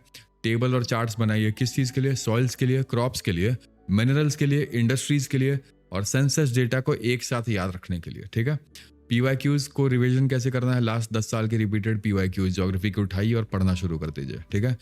आपको कोई किताब लेने की जरूरत नहीं है, आपको पीवाईक्यू की किताब लेनी बहुत जरूरी है, ठीक है। बिहार स्पेसिफिक की चीजें आप देख लीजिए, डिस्ट्रिक्ट हो गया, पार्क हो गया, रिवर हो गया, इंडस्ट्री हो गया, इन चीज़ों पे एक्स्ट्रा फोकस करिए क्योंकि स्टेट एग्जाम में रिपीट यही होते हैं और कुछ भी नहीं रिपीट होता है, ठीक है। चलिए अब हम लोग बात करते हैं इकोनॉमिक्स सेक्शन की। सबसे मुश्किल सेक्शन मुझे यही लगता है। चलिए इस सवाल का आप मुझे जवाब दीजिएगा ज्योग्राफी में। The southern continent broken from Pangaea is, Pangaea कौन सा है बताइएगा, पैंजिया क्या होता है, और सदर्न कॉन्टिनेंट जो पैंजिया से टूटा था वो कौन सा कॉन्टिनेंट था, ठीक है। 300 मिलियन साल पहले की बात बता रहा हूँ ये। इकोनॉमिक्स पे हम लोग आ जाते हैं, थोड़ा चर्चा करेंगे इस पे। देखिए बेसिक इकोनॉमिक्स टर्म्स जो हैं जैसे कि GDP, gross domestic product, GNP जैसे कि इसका मतलब है gross national product, NDP net domestic product, और per capita income, national income, budget deficit और फिजिकल डेफिसिट। इन 6-7 पॉइंट्स को आप जरूर पढ़िएगा, ठीक है। अब एग्जाम्पल मैं आपको देता हूं, सवाल पूछे कैसे गए थे, ठीक है। जीडीपी क्या है इसका फुल फॉर्म बताइए, 2023 में ये सवाल पूछा गया था, सोचिए। तो जीडीपी आप लिखेंगे ग्रॉस डोमेस्टिक प्रोडक्ट है, एक देश के अंदर एक साल में बनी सारी गुड्स और सर्विसेज की जो वैल्यू है उससे हम लोग जीडीपी बोलते हैं, ठीक है। जीडीपी और जीएनपी में डिफरेंस बताइए, ये यूपीएससी प्रीलिम्स में भी आया था, बीपीएससी में भी आया था। तो जीडीपी में सिर्फ इंडिया के अंदर प्रोडक्ट जो बनते हैं उन्हें बोलते हैं, और जीएनपी होता है इंडिया के लोगों ने दुनिया के किसी भी कोने में प्रोड्यूस किया, उसे हम लोग बोलते हैं, ठीक है। तो बजट डेफिसिट किस सिचुएशन को बोलते हैं? तो आप क्या लिखोगे? जब गवर्नमेंट का खर्चा उसकी आमदनी यानी कि रेवेन्यू से ज्यादा हो तो उसे हम लोग बोलते हैं बजट डेफिसिट, मतलब बजट कम हो गया हमारा, ठीक है। खर्चा ज्यादा है, बजट कम है, ठीक। बेसिक टर्म्स हर एग्जाम में फेवरेट है इकोनॉमिक्स में, ठीक है। तो इसका टेबल आप बना लीजिए जिसमें आप फुल फॉर्म लिखेंगे, एग्जाम्पल लिखेंगे और डेफिनेशन लिखेंगे, ठीक है। सेकंड पॉइंट की अगर मैं बात करना चाहूँ यहाँ पे, तो 5 ईयर प्लान्स और प्लानिंग, सुनिए क्या होता है ये planned economy. First 5 year plans आपको पढ़ने हैं, फर्स्ट से लेके 12, आज तक 12 आए हैं। ऑब्जेक्टिव्स उनके क्या क्या थे? ग्रीन रेवोल्यूशन जो कि थर्ड प्लान है वो बहुत जरूरी है, थर्ड प्लान आप स्किप नहीं कर सकते हो। नीति आयोग 2015 के बाद, ठीक है, और प्लानिंग कमीशन और उनके अचीवमेंट्स और फेलियर्स, ये सारी चीजें आपको पढ़नी है, ठीक है। पीवाईक्यू कैसे पूछेगा सुनिए। ग्रीन रेवोल्यूशन किस 5 ईयर प्लान में स्टार्ट हुआ था? बीपीएससी 2023, 2017 और 2014 में ये सवाल आया था। तो आप लिखेंगे थर्ड 5 ईयर प्लान में, ठीक है। 1961 से 1966 तक थर्ड 5 ईयर प्लान चला था। नीति आयोग का फॉर्मेशन का ईयर क्या था? तो आप लिखेंगे 2015। प्लानिंग कमीशन को किसने रिप्लेस किया था? तो आपको लिखना है नीति आयोग ने, ठीक है।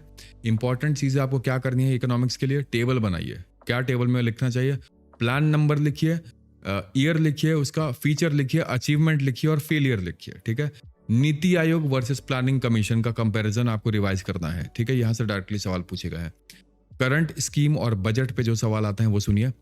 मेजर फ्लैगशिप स्कीम जैसे कि पीएम जन धन योजना, आयुष्मान भारत, पीएम किसान, स्टार्टअप इंडिया, ये 4 चीजें आपको करनी है। फिर रिसेंट सेंट्रल स्टेट में बजट आपको देखना है, फंड का एलोकेशन देखना है, ऑब्जेक्टिव्स आपको पढ़नी है, एलिजिबिलिटी पढ़ना है और बिहार के रिलेटेड जो स्कीम्स है वो पढ़नी है। किस तरीके के सवाल यहां पूछे गए ये भी आप सुन लीजिए। पीएम जन धन योजना का मेन एम क्या था? बीपीएससी 2022 में ये सवाल पूछा गया था। तो आप लिखेंगे फाइनेंशियल इंक्लूजन, ठीक है, सबके लिए बैंक अकाउंट बनाना, यही था इसका मेन एम, ठीक है। आयुष्मान भारत से कितने रुपए का हेल्थ कवर मिलता है? तो आप लिखेंगे 5 लाख पर फैमिली पर ईयर, ठीक है। भारत का 7 निश्चय योजना किस सेक्टर में फोकस करता है? तो आप लिखेंगे इंफ्रास्ट्रक्चर, ठीक है, water, sewage, roads, jobs etcetera, इन सारी चीजों पे, ठीक है। टेबल बना लीजिए, सेम वही स्कीम लिखिए, ऑब्जेक्टिव लिखिए, लॉन्च ईयर लिखिए, एलिजिबिलिटी लिखिए और फंड लिखिए, ठीक है। और बजट एलोकेशन या फंड पे भी डायरेक्ट सवाल पूछे जा सकते हैं, ठीक है। बैंकिंग और आरबीआई का रोल आपको पढ़ना बहुत जरूरी है।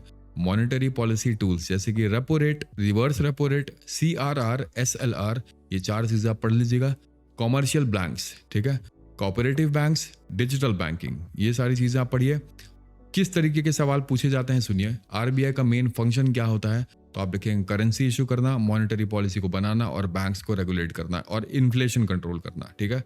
रेपो रेट क्या होता है, तो आप लिखेंगे वो रेट जिसमें आरबीआई बैंक्स को लोन देती है, और रेपो रेट बढ़ने से लोन लेना महंगा हो जाता है कस्टमर्स के लिए, हमारे लिए। CRR का डायरेक्ट फुल फॉर्म पूछा गया था, कैश रिजर्व रेशियो, ठीक है। तो ये सवाल आते हैं। अब सुनिए एक और चीज, इन्फ्लेशन प्लस इंडाइसेस क्या होता है ये। इन्फ्लेशन मतलब प्राइस का बढ़ना, राइज। WPI क्या होता है, होलसेल प्राइस इंडेक्स। CPI क्या होता है, consumer price index. Measurement effects, ठीक है, ये 5 चीजें। अब सुनिए मेरी बात, इंडिया में इन्फ्लेशन का मेजरमेंट कौन से इंडेक्स से होता है। BPSC 2022-2020 दो चीजों से होता है, मेनली CPI से होता है। अब CPI हेडलाइन इन्फ्लेशन का बेसिस है, ठीक है, पर पहले CPI से ही होता था, आज भी CPI से ही होता है। CPI और WPI में अंतर क्या है, तो आप लिखेंगे CPI होता है रिटेल लेवल का, WPI होता है होलसेल लेवल का, ठीक है। CPI होता है आम आदमी के लिए, WPI होता है बल्क सामानों के लिए, ठीक है। डिफ्लेशन क्या होता है, तो आप लिखेंगे प्राइसेस का गिर जाना, अपोजिट ऑफ इन्फ्लेशन होता है डिफ्लेशन, ठीक है। चलिए, बिहार इकोनॉमी की अगर मैं बात करूं तो आप इसमें क्या लिखेंगे, एक एग्रीकल्चर जैसे कि मेजर क्रॉप्स हो गए, स्कीम्स हो गए, इंडस्ट्रीज में शुगर और हैंडलूम आ जाते हैं, स्पेशल इकोनॉमिक जोन्स जैसे कि SEZ, GDP ग्रोथ आप पढ़ेंगे, GDP ग्रोथ रेट क्या होता है, पॉवर्टी लेवल और गवर्नमेंट के इनिशिएटिव्स की गवर्नमेंट ने बिहार के लिए क्या क्या शुरू किया, ठीक है। कैसे सवाल आते हैं सुनिए। बिहार का GDP ग्रोथ रेट 2023 और 2024 में अप्रॉक्स कितना था, ठीक है। तो ये पूछा जाएगा सवाल। बिहार का मेन क्रॉप क्या है, तो आप लिखेंगे राइस। बिहार की एक मेजर इंडस्ट्री का नाम लिखिए, 4 इंडस्ट्री दिए हैं और उसका नाम है, तो आप लिखेंगे शुगर इंडस्ट्री जो है नॉर्थ बिहार में, और हैंडलूम है जो कि है भागलपुर में, ठीक है। ये सवाल आते हैं, सिंपल हो गया। अब चलिए हम लोग चलते हैं सेक्शन पे, पॉलिटी के। इस सवाल का जवाब दीजिएगा मुझे। इकोनॉमिक्स से पूछा गया है कि किस जगह पे न्यूज़पेपर प्रिंट पेपर की इंडस्ट्री लोकेट की गई है, इन चारों में से मुझे बताइएगा, ठीक है। पॉलिटी में रिपीटेड थीम्स आप देख लीजिए क्या क्या आते हैं। देखिए, कॉन्स्टिट्यूशन फ्रेमिंग और फीचर्स के बारे में सुन लीजिए पहले। कंस्टिट्यूएंट असेंबली का फॉर्मेशन जैसे कि कैबिनेट मिशन प्लान 1946 का। मेजर मेंबर्स कौन कौन थे, डॉक्टर राजेंद्र प्रसाद, डॉक्टर अंबेडकर और सरदार पटेल, ठीक है। कॉन्स्टिट्यूशन के फीचर्स के बारे में आप जान लीजिए, पूरा लेंथ समझ जाइए। वर्ल्ड के लॉन्गेस्ट रिटन कॉन्स्टिट्यूशन में से एक है ये। फ्लेक्सिबिलिटी में अमेंडमेंट जो है, कौन कौन से अमेंडमेंट पॉसिबल हुए थे, रिटन प्लस अनरिटन सोर्सेज पढ़ लीजिएगा, ठीक है। अब आपको सोर्सेज पढ़ना है, क्या क्या पढ़ना है, कहाँ कहाँ का, सुनिए। ब्रिटिश से हम लोगों ने क्या लिया था, पार्लियामेंट्री सिस्टम और rule of law. United states of America से हम लोगों ने क्या लिया था, फंडामेंटल राइट्स और सुप्रीम कोर्ट, ठीक है। आयरिश से हम लोगों ने क्या लिया था, DPSP। कैनेडियन से हम लोगों ने लिया था यूनियन स्टेट रिलेशंस, और सोवियत से हम लोगों ने लिया था 5 ईयर प्लान्स, ठीक है। PYQ के एग्जाम्पल सुनिए कैसे सवाल आते हैं। कॉन्स्टिट्यूशन के पार्लियामेंट्री सिस्टम का सोर्स कौन से देश का है, BPSC में भी आया है, UPSC प्री में भी आया है, तो आप लिखेंगे ब्रिटेन। इंडियन कॉन्स्टिट्यूशन को फ्लेक्सिबल क्यों कहा जाता है, तो आप लिखेंगे क्योंकि उसको चेंज किया जा सकता है, बदला जा सकता है। कौन से आर्टिकल के तहत, अंडर आर्टिकल 368, ठीक है। फंडामेंटल राइट्स पार्ट 3, आर्टिकल 12 से 35 आपको क्या क्या पढ़ना है, right to equality, freedom, exploitation, religion, और मतलब 12 से 35 तक जितने भी आपके आर्टिकल्स है वो सारे आर्टिकल्स आपको रटे होने चाहिए, ठीक है। सवाल भी यहाँ से डायरेक्ट पूछे जाते हैं कि आर्टिकल 32 में क्या है, राइट टू प्रॉपर्टी, अब कौन सा राइट हो चुका है, तो आप बोलेंगे लीगल राइट हो चुका है। 44th अमेंडमेंट 1978 के बाद फंडामेंटल राइट अब ये नहीं रहा, ठीक है। और अनटचेबिलिटी के इस आर्टिकल में अबॉलिश किया गया, तो आप लिखेंगे आर्टिकल 17, ठीक है, याद रखिएगा इस चीज़ को। DPSP के बारे में हम लोग पढ़ते हैं, तो आर्टिकल 36 से लेके आर्टिकल 51 तक DPSP वर्सेस फंडामेंटल राइट्स का डिफरेंस आपको पढ़ना है। और फंडामेंटल राइट्स इन्फोर्सेबल होते हैं और DPSP नॉन जस्टिसेबल होते हैं, ठीक है। स्टेट की ड्यूटी आपको पढ़नी है, वेलफेयर स्टेट बनाना, लाइक RTE, MGNR, EGA, ये मैंने आपको डिस्कस भी किया है। RTI इम्प्लीमेंटेशन और DPSP का एम, ठीक है।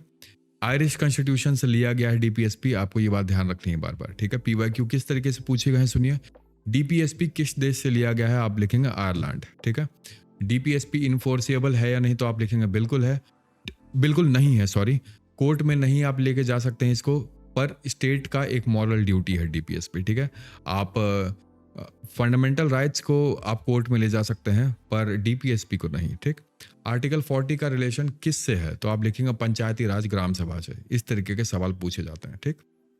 इमरजेंसी प्रोविजंस के बारे में आप सुन लीजिए। 3 इमरजेंसी प्रोविजंस हैं। National emergency article 352, state emergency जिसे हम प्रेसिडेंट्स रूल भी बोलते हैं आर्टिकल 356, और फाइनेंशियल इमरजेंसी आर्टिकल 360, ठीक है।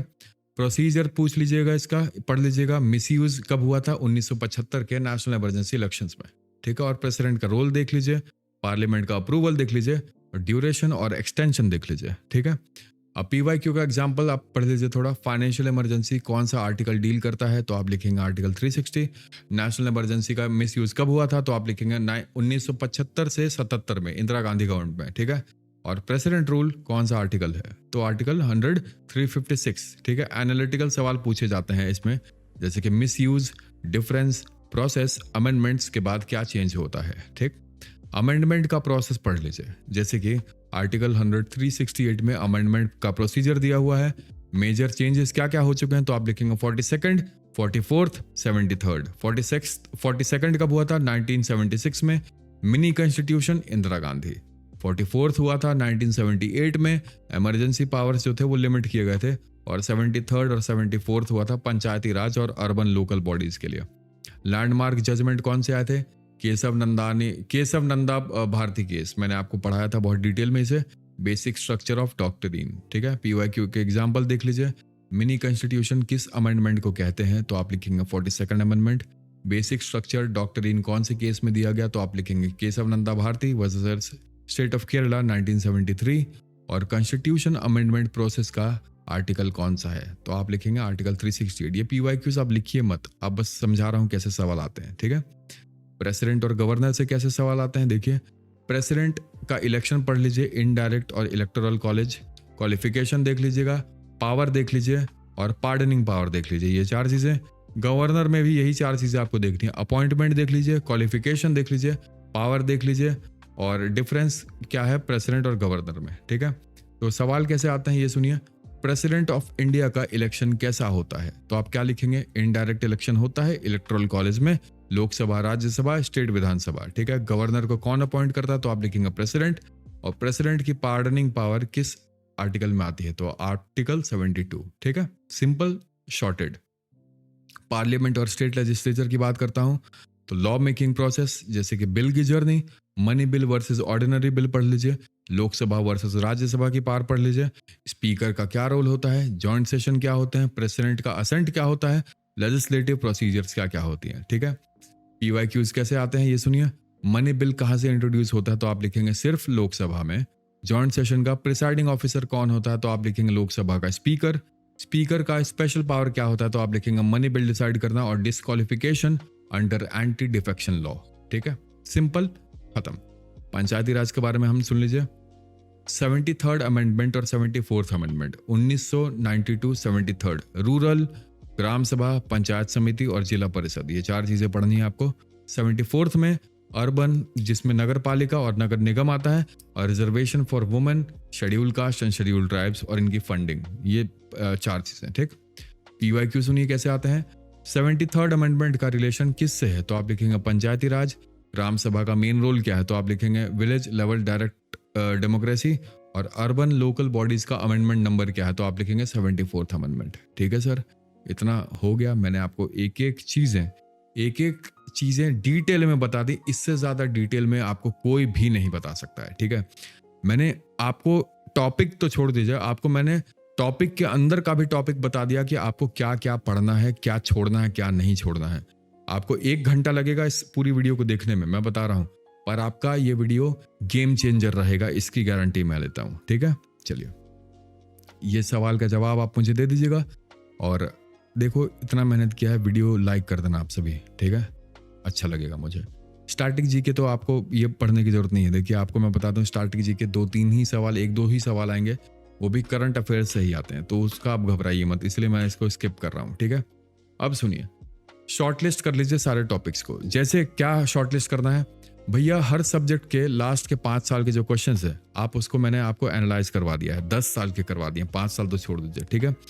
जिन टॉपिक से ज़्यादा क्वेश्चन आए हैं उनको आप प्रायोरिटी पे रखो। मैंने आपको बता दिया कि पहले आपको हिस्ट्री करना है, फिर साइंस करना है, फिर करंट अफेयर्स करना है और बिहार स्पेशल करना है। बाकी की सारी चीज़ें उसके बाद करनी है, ठीक है। हिस्ट्री में मैंने आपको फिर से टॉपिक्स बता देता हूँ, Indus valley, Maurya, Gupta, modern movements. Polity में फंडामेंटल राइट, डीपीएसपी, पंचायती राज, कॉन्स्टिट्यूशनल बॉडीज। साइंस में केमिकल कंपाउंड्स, बायोलॉजी में क्लासिफिकेशन और डिजीज। रिवीजन स्ट्रैटेजी सुन लीजिए, सबसे इंपॉर्टेंट यही है। ये नहीं करोगे तो आपका सिलेक्शन नहीं होगा। देखिए हर दिन 2 घंटे आपको रिवीजन मस्ट है। आपके पास मान लीजिए 8 घंटे हैं टोटल पढ़ने के लिए, तो आपको 2 घंटा रिवाइज करना जरूरी है, ठीक है। 6 घंटे आप नई चीजें पढ़िए, पर 2 घंटे जो है लाला, 2 घंटे आप दीजिए अपने रिवीजन के लिए, ठीक है। बहुत जरूरी है सब्जेक्ट वाइज। जैसे मान लीजिए आपको हिस्ट्री पढ़ना है, आज हिस्ट्री में आपने पढ़ा रिवॉल्ट, 4-5 दिन से आप जो भी चीजें पढ़ रहे हो, आपको ऐसा नहीं है कि आप 5 दिन का एक बार रिवाइज करो, रोज आप रिवीजन करिए, रोज डेली। डेली रिवीजन से ऐसा हुआ कि आपकी चीजें छूटेंगे नहीं, ठीक है। पहले शॉर्ट नोट्स बना लीजिए, शॉर्ट नोट्स नहीं है तो आप मुझसे बोल दीजिए, आप मेरे नोट्स ले लीजिए, ठीक है, फ्री में नहीं दूंगा, ठीक है। मैं आपको मेरे लेक्चर्स आपको पढ़ा रहा हूँ, लेक्चर्स आप पढ़ लीजिए। मैं कुछ बेचता नहीं हूँ, कोई भी चीज़ें पेड या फ्री नहीं है। लेक्चर्स आप देख लीजिए, आप वहाँ से आप आराम से पढ़ सकते हो, वहाँ से शॉर्ट नोट्स पढ़ लीजिए, हाईलाइट्स देख लीजिए और समरी पॉइंट्स जो है आप उस पर ध्यान दीजिए जो मैं आपको लिखवाता हूँ। प्रैक्टिस आपको कैसे करना है चीज़ों की, हर दिन आपको 2 घंटे प्रैक्टिस करनी है, ठीक है। अब सुनिए 2 घंटे प्रैक्टिस कैसे मैं आपको बोल रहा हूँ। आपने जो भी पढ़ा, मान लीजिए आपने 4 घंटे में 2 यूनिट पढ़े, ठीक है, एक मॉडर्न हिस्ट्री का यूनिट और एक साइंस का यूनिट। अब 2 घंटे आपको उसको प्रैक्टिस करना है। जो मैंने आपको किताब जो बोल रहा हूँ लेने के लिए, बार बार बोल रहा हूँ, वो ले लीजिए बुक, ठीक है। प्रीवियस ईयर का पेपर है, वहां से आप वो सेक्शन खोलिए और वहां से आप सवाल लगाना शुरू करिए, ठीक है। वहां से आप करेंगे तो आपका कॉन्फिडेंस भी बूस्ट होगा और आपको पता रहेगा कि कैसे सवाल आते हैं एग्जाम में। प्रैक्टिस सेट मैं लास्ट में निकालूंगा, लास्ट के 2 हफ्ते में, ठीक है। वो आपका वहां से परफॉर्मेंस बहुत ज्यादा बूस्ट होगा, ठीक है। रिवीजन के 3 तरीके हैं। सबसे पहले सब्जेक्ट वाइज, हिस्ट्री में आपने मान लीजिए हिस्ट्री आपको रिवाइज करनी है, अब आप वहां से टॉपिक निकाल लीजिए, टॉपिक वाइज रिवीजन, ठीक है। उसके 15 से 20 एमसीक्यूज आप रोज लगाइए। 20 एमसीक्यूज अगर आप रोज लगाते हो तो 30 दिन में आपके 600 एमसीक्यूज हो जाते हैं, ठीक है। 600 एमसीक्यूज बहुत ज्यादा एमसीक्यूज, आप आराम से कवर कर लो सारी चीजों को, ठीक है। रेगुलर करंट अफेयर का रिवीजन हर 3 दिन पे, हर 3 दिन पे करंट अफेयर रिवाइज करिए। बात मान लीजिए मेरी, यही गेम चेंजर होता है। यहीं से एग्जाम में या तो सिलेक्शन होता है या तो नहीं होता है, ठीक है। चलिए ग्रुप स्टडी या फिर बैच ज्वाइन कर लीजिए। बैच ज्वाइन मतलब बैच खरीदे नहीं, मैं क्या बोलना चाह रहा हूँ, ग्रुप डिस्कशन बहुत ज़्यादा यूजफुल होता है। जैसे कि मेरा जो डिस्कशन ग्रुप है बीपीएससी वालों का, उसमें आप आ जाइए, आपको कोई भी डाउट है आप वहाँ बच्चों से पूछ सकते हो, ठीक है। यूट्यूब पे रैंडम वीडियोज़ को आप अवॉइड करिए, ठीक है। आजकल हर आदमी आ रहा है यूट्यूब पे बस कोर्स बेचने के लिए। मैं देख रहा हूँ बहुत सारे टीचर्स हैं, ये बैच ज्वाइन कर लीजिए, ये बैच ज्वाइन कर लीजिए, ये सही तरीका नहीं है। आप ये बात समझ लीजिए, वो आपको पढ़ाने भी बस इसलिए आ रहे हैं 1 घंटे के लिए क्योंकि उन्हें अपना बैच बेचना है, ठीक है। कोई यहाँ फ्री में अपना मेहनत करने के लिए नहीं आपके लिए रेडी है। तो इन ऐसे लोगों को इग्नोर करिए, ठीक है। सिस्टमैटिक स्टडी करिए। एक बार मैंने आपको प्लान बता दिया है, आप उस प्लान को फॉलो अप करिए बहुत बढ़िया तरीके से, ठीक है। 60 दिनों में आपको क्या करना है क्या नहीं करना, मैं आपको ये बात बताता हूँ। कल मैं एक और आपके लिए वीडियो ला रहा हूँ जो 8 हफ्ते का डिटेल प्लान है, ठीक है। कि आपको मंडे को पहले हफ्ते में पहले दिन क्या करना है, पहले हफ्ते में दूसरे दिन क्या करना है, पहले हफ्ते में तीसरे दिन, पहले हफ्ते में चौथे दिन, यहाँ से लेके पहले मतलब 60वें दिन तक का पूरा प्लान है वो, ठीक है। कौन सा टॉपिक कहाँ से पढ़ना है, कैसे पढ़ना है। तो डेली रिवीजन प्लस प्रैक्टिस बहुत ज़्यादा ज़रूरी है। एक टाइम टेबल आपका ज़रूरी है कि आपको सुबह 10 बजे पढ़ना है तो 10 बजे पढ़ना है, ठीक है। नेगेटिव मार्किंग मतलब रिस्क मत लीजिए अब, ठीक है। रिस्क लोगे थोड़ा खतरे में आ जाओगे, ठीक है। गेस वर्क कम करिए, गेस कम करिएगा तो आपको फ़ायदा रहेगा, ठीक है। चलिए टेलीग्राम ज्वाइन कर लीजिए, रेगुलर वहाँ मैं अपडेट्स देते रहता हूँ, करंट अफेयर्स डालता हूँ, एमसीक्यू प्रैक्टिस के लिए डालता हूँ, रिवीजन भी देते रहता हूँ आपको, ठीक है। चलिए अगर आपको कोई भी किसी भी पॉइंट में दिक्कत हो तो आप मुझसे सवाल पूछ लीजिए कि भैया इस सेक्शन में आपको दिक्कत है, मुझे आप बता दीजिए। अपने डाउट्स आप बिल्कुल कमेंट्स में पूछ सकते हो मुझसे, मैं आपको आंसर करूँगा। और चैनल को सब्सक्राइब कर लीजिए, हम लोग कल बहुत बढ़िया तरीके से हम लोग पढ़ते हैं, ठीक है। बहुत सारे बच्चों को बहुत सारा फायदा हो रहा है। आप अपना टाइम वेस्ट मत करिए, मेरा ये कहना है। मोटिवेशन के नाम पे मोटिवेशन सब कुछ करते रहते हो। मेरी एक सिंपल सी बात सुनो, आप मान लीजिए अभी 25 साल के हो, ठीक है। आज से 6 महीने 1 साल बाद आपकी नौकरी लगेगी। भगवान ना करे आपके साथ घर में कुछ खराब स्थिति हो जाए, आपके माँ-बाप में से दोनों एक ना रहें, सबकी उम्र हो रही है। आप मुझे एक बात बताओ, आपको अपने जीवन में कितना ज़्यादा अफ़सोस रहेगा कि भाई 6 महीने पहले मेरी नौकरी लग जाती तो मैं अपने बाप को आज बहुत ही बढ़िया गाड़ी में घुमा सकता था, बहुत उनको कितना प्राउड होता, वो अगर ज़िंदा रहते तो। इससे ज़्यादा मोटिवेशन आपको क्या चाहिए? आप मुझे एकदम सिंपल सी बात बता दीजिए। इससे ज़्यादा भी बड़ी कोई मोटिवेशन है क्या? आपके पास पैसा नहीं है, आप बस पढ़ रहे हो, सालों से तैयारी कर रहे हो, उसके बाद भी आपका सिलेक्शन नहीं हो रहा है। ऐसा क्यों है कि आपका सिलेक्शन नहीं हो रहा है और बाकी लोगों का सिलेक्शन हो जा रहा है? कहीं न कहीं आपके अंदर ही कमी है। आप ये मत बोलिएगा कि भैया पेपर टफ था। पेपर तो टफ ही आएँगे ना। आप एग्ज़ाम में बैठने जा रहे हो, जो एग्ज़ाम आपको एसडीएम बना रहा है, डीएसपी बना रहा है, ब्यूरोक्रेट बना रहा है, you are going to be a bloody bureaucrat, और आप बोल रहे हो कि पेपर टफ था। आप क्या एक्सपेक्ट कर रहे हो कि 10वीं लेवल का सवाल है? आप ये मत बोलिए पेपर टफ था, आप ये बोलिए कि भैया आपने तैयारी कम की थी, आप इंस्टाग्राम पे नाच देख रहे थे। सिंपल सीधी बात, मेरी बातें बुरी लगती हैं लोगों को क्योंकि मैं सच बोलता हूँ और मुझे इससे कोई घंटा फ़र्क नहीं पड़ता है, ठीक है? मेरा जीवन बहुत अच्छा है। मैं आपको गाइड करने आया हूँ। आप लोग छोटे भाई-बहन जैसे हो मेरे। मैं चाहता हूँ कि आप भी, आपकी आवाज़ भी बुलंद हो, आप भी अच्छे से पढ़ें, अच्छे से लोगों को गाइड कर सकें। आप जीवन में कुछ सफलता हासिल करोगे, तभी तो जाके आप लोगों के लिए मदद कर पाओगे। मदद सब करना चाहते हैं, पर उस जगह पे आपको पहुँचना पड़ेगा पहले मेरे भाई, ठीक है? कैसे पहुँचोगे? ये तरीके जो मैं आपको बता रहा हूँ, कैसे पढ़ना है, कैसे नोट्स बनाना है, कैसे रिविज़न करना है, इन चीज़ों को आपको फ़ोकस करना है, ठीक है? इससे बड़ा मोटिवेशन कुछ भी नहीं है, ठीक? बहुत, बहुत, बहुत ज़्यादा थक गया हूँ, लगातार 2 घंटे से बोल रहा हूँ मेरे हिसाब से, ठीक है? चलिए, तो आज की वीडियो हमारी यहीं तक थी, ठीक? बहुत मेहनत की है मैंने इस वीडियो पे। अगर ये वीडियो आपके लिए हेल्पफुल है, ज़रा सी भी क्या हेल्पफुल है ही, मैं ये बात जानता हूँ, तो कर दीजिएगा लाइक, ठीक है? सब्सक्राइब कर दीजिएगा चैनल को, क्योंकि मेरे साथ मैं आपको इसी चैनल पे पढ़ाता हूँ। आप प्लेलिस्ट का सेक्शन ढूँढिएगा, आपको मिल जाएगा, ठीक है? और मुस्कुराते रहिए, मेहनत करिए। बार-बार बोल रहा हूँ, सुबह 4 बजे, 3:30 बजे उठिए। मैं भी सुबह 3:30 बजे उठ के आपके लिए काम करता हूँ, लेक्चर बनाता हूँ, खुद पढ़ता हूँ, आपके लिए वीडियो बनाता हूँ, ठीक है? और मुझे लगता है कि 16-17 घंटे में आराम से काम कर लेता हूँ। बस पढ़ाई नहीं, काम की बात कर रहा हूँ। तो आप भी कर सकते हैं, ठीक है? अच्छी चीज़ें खाइए, अच्छा पानी पीजिए, अच्छे कपड़े पहनिए, नहा धो के बैठिए।